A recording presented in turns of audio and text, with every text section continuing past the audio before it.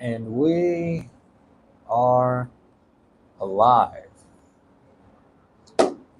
Okay? We're alive briefly, just for tonight, a little bit.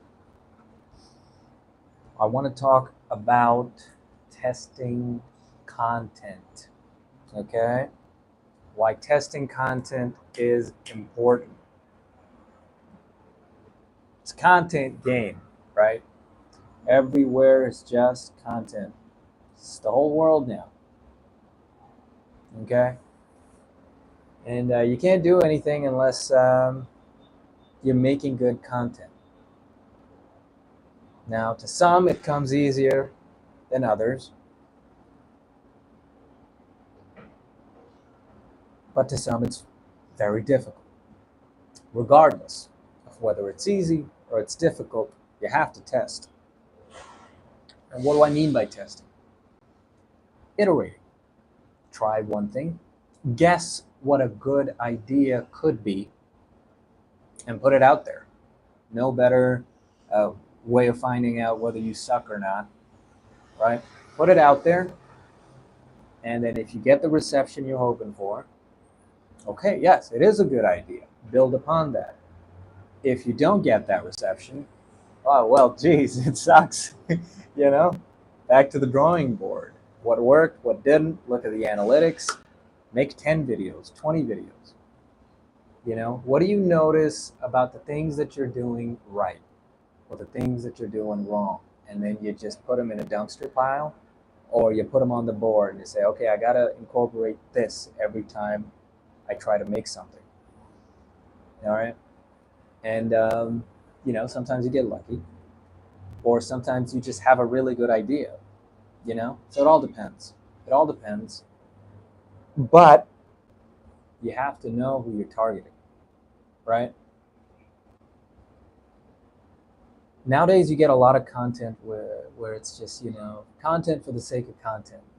You can watch a 3 hour long video about a sound effect that was used in a niche game from the 90s. And that's content. And it'll have like 100,000 views to a few million, you know? You can watch a tier list video ranking tiers, or you can watch anything. So there's a hierarchy to content, and it's really hard to grasp because it seems random. It seems random that people find those things interesting, and you might click on a video, and it might seem like, well, who the hell would watch this? But you can't think like that because you're not the audience. So it's not for you. But that 1.2 million people that viewed it, they had a good time. They watched it. That video made a lot of money. So therefore, it's good content. More eyes on screen means better content. You could have the most stylistically brilliant movie, but if it doesn't have eyes on screen, was it a good movie? If a tree falls and no one hears it, you know what I mean? So the tree has to fall, but it has to fall on something, and it has to fall on something important. If you want someone to pay attention, that tree has to fall on their house, and boy, do you have their attention now, right? And there is actually there is a video that's like a few hours long about a specific sound effect from Roblox and how it comes from a different video game and how it was. It's crazy, right? People watch that stuff. And the fact that I'm giving details from the video, meaning I watched a little bit of it. But it was interesting. It was well crafted, and it was a nice breakdown of the history of the video games. And it. The point is, when I watched it, it was more like a documentary, historical, biography, whatever, of video games and history and all sorts of amazing things that happened. But the title was ridiculous. The title was something ridiculous, right? And it was interesting because, like, there's no way, right? That's the hook, right? We spoke about hook points yesterday. That's the hook, right? The title of the video makes you think that this video is going to be talking about a single 1.5 second sound effect from a video game, from a kid's video game, for 3 hours. Really? And then you watch it and it's like, oh, okay. You see it. And there's a lot of information, there's a lot of research, there's a lot of value put into it. And it's interesting. If you're interested in game history, or you played Roblox, it comes across as something you can watch. But when it comes to branding it, catching someone's attention, that part is done. Yeah, that part is far more impressive, in my opinion. It's the packaging of it, right? Because you've got this like 3-hour documentary, but the packaging of it is so cleverly done that it kind of plays with your mind, and it makes you laugh a little inside. It's like, oh, okay, this guy really spent weeks of his life making a 3-hour video on a single sound effect from Roblox. And I forget who it was. Was it H Bomber guy? Yeah, he does crazy stuff like that. But a lot of his, that's what he's known for now. The video title will make it seem like he's spending an exorbitant amount of time on something that's kind of arbitrary, and then he'll go into very detailed histories and very important details, and it'll help you understand very well what the hell's going on. But you have to test, because you can't just get there, right? You have to know that all of that is very, it's purposeful, it's intentional. You can't just randomize it, otherwise it's corny. And you have to think about who it's targeting when when you post something like that, right? You have a 3-hour-long video you've made. And what do I give this a title of, right? It's creating that no way in the audience's mind, right? Imagine you're scrolling through YouTube, right? Doom scrolling, just kind of zombie watching everything, and then suddenly something makes you go, no way someone did that, right? And that's the hook. That's how he stood out from all the rest of the content. Now, the important part of that is, an important part of it is, you cannot just do clickbait, because as close to clickbait as that is, it's not clickbait because there's something unique about clickbait that makes it unappealing. Clickbait is a lie, right? He's not lying. He's not lying. The video is centered around that sound effect, but it's far more than that. It's actually something valuable. You get to learn something. And it's not just a what, it's the why, right? He's not just telling you, I researched the sound. He's telling you there's this, the existence of the sound is more important than you might think it is. And he presents that argument in a 3-hour essential documentary. And yeah, but the packaging of that is done in a way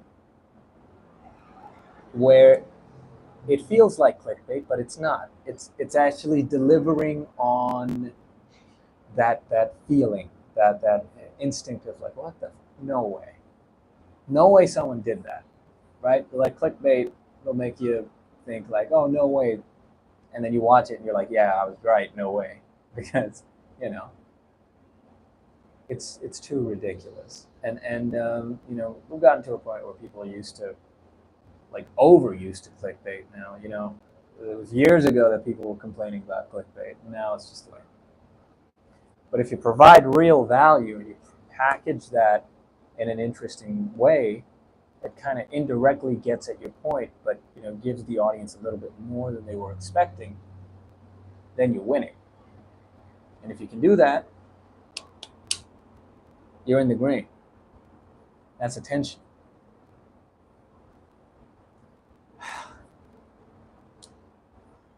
So I decided to do a little test. I'm like, let's forget the packaging for now. That'll get there. We'll get to it. That's part of the process. Let's try to make a good video, right? So I found this drink that I like, and I just made a video on it, and I dropped a short, so it's on my YouTube, about the Laban, right? It's like a yogurt drink in UAE, and it's pretty good. It's pretty good. It's hydrating. It's cooling, and I just wrote a script, tightened it up, wrote a shot list, went and filmed it, spent an hour and a half editing it, and it came out pretty decent. And the views on it are decent in comparison to the rest of my videos, and it's not bad, right? It's not bad in terms of like the quality of the video, not to toot my own horn. It's well edited, with the resources that I had, of course. It's a bit of a rush job, but I did it on my phone. But I reiterate my previous point. You could have the greatest thing in the world, but if you don't package it right, no one's going to see it. And, that short's far from the greatest thing in the world, but it's a pretty decent video. It's entertaining, I'd say so. I think I studied the Dollar Shave Club ad, and I tried to implement some of the things I learned from it in the Laban video, and it came out pretty well. But it needs a better packaging, right? It needs better packaging. So what I'm going to be doing is I'm going to be picking more products relating to companies I'd like to work with.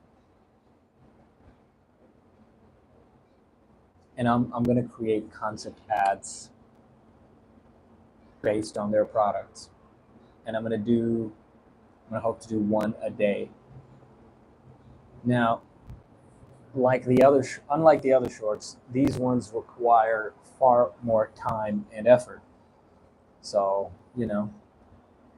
it may pollute my days, but we're in Dubai.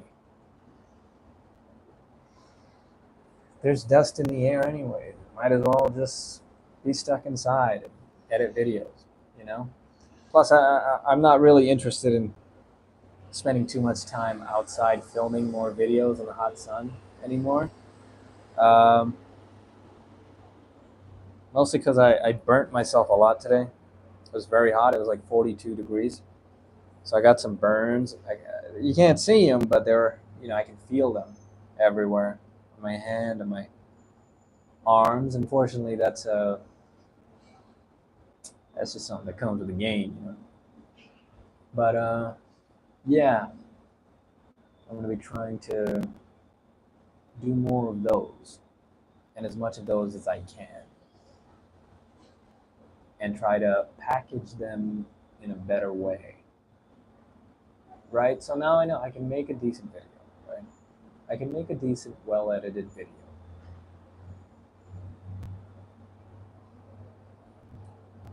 like, now it must be packaged. We got this good little thing. I can't just sell it loose. I need some packaging. And that's what the hook point is, right? You have to be able to find the hook point in what you're doing. So to develop that skill, new company, new product, daily, and speed up that process of coming up with a hook point, and really speed it up, you know, and make some pretty saucy hook points that really get people's attention, you know, that don't neglect what the core product is, the core product value, but also packaged in a way where it's as interesting to as many people as possible. Right? Does that make sense? Relax, guys.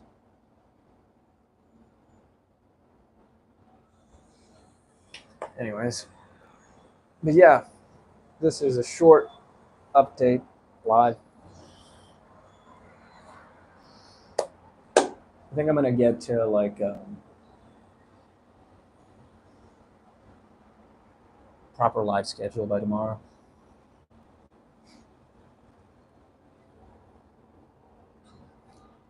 Yeah, go for longer lives. I'm getting sick of these short lives. I need to go live for longer times.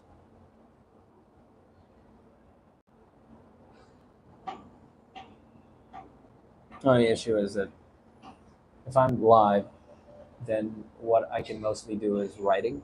So I guess maybe like I can go live and write scripts, come up with ideas. And then obviously I need my phone to record and film. So maybe I could do it this way where I spend a day just writing, right? I'll spend a day just writing, and I'll make like 5 scripts. Right? And I can go live for like a long time just writing scripts.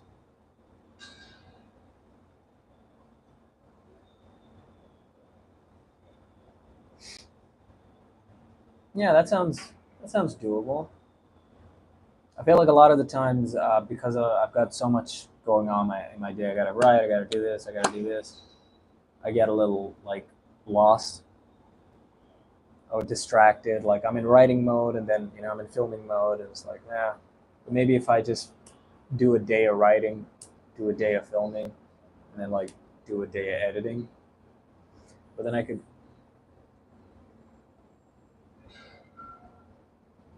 But then just doing one thing exhausts you, like mentally?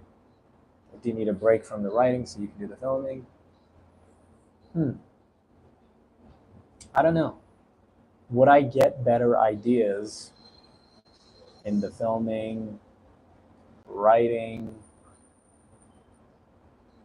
editing process if I'm, focused on separate things, or would I get better ideas if I'm just like time on screen, time recording, Like obviously with the writing, it's like writing the script, finalizing it, getting the shot list, and then that's done. Writing another script, shot list, finalized shot list, and then it's like go film one video, or maybe I could film multiple videos at once because I'll have the shot list. I'll be able to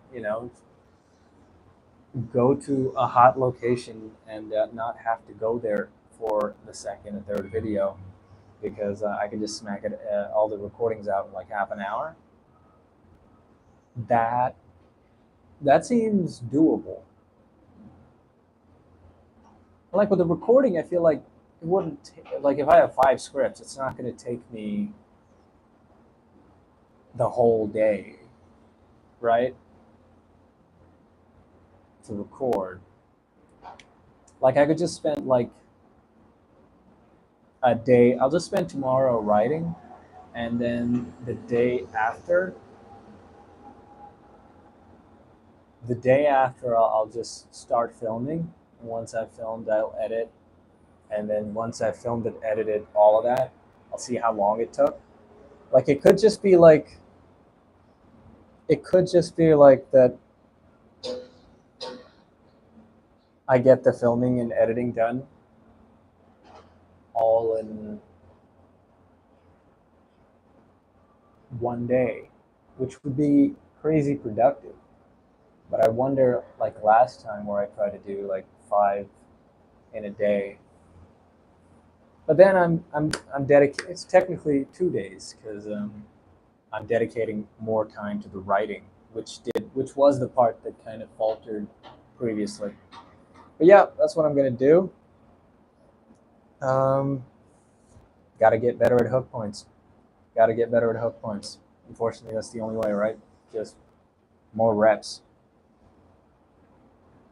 So yeah, that's what I'm gonna do, and hopefully go live at a reasonable time tomorrow.